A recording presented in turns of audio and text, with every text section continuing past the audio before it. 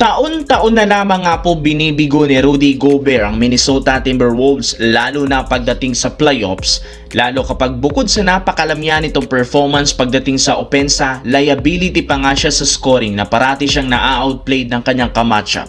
Maraming mga analyst ang nagsasabi na mukhang si Gobert nga daw ang pumipigil sa Timberwolves para makapasok sila sa NBA Finals at magkampiyon. Dahil dyan, oras na nga talaga para i-trade siya. At yan ang balak gawin ngayon ng front office matapos ibalita na ginawa na nga po nilang available si Rudy Gobert sa market. Plano ng Timberwolves kumuha ng bagong big man na mas makakatulong kay Anthony Edwards next year. Ang problema sa laki ng kontrata nito, napakalimitado lamang ng mga teams na may interes sa kanya, lalo pat veteran center na rin naman ito, liability sa opensa at scoring ng isang kupunan. As of now, magdedepende nga ang Timberwolves kung ano ang sasabihin ni Anthony Edwards. Samantala, 2 linggo ang natitira bago magsimula ang free agency. Kailangan na nga talaga ng front office ng Lakers, lalo na ni Rob Pelinka, magmadali.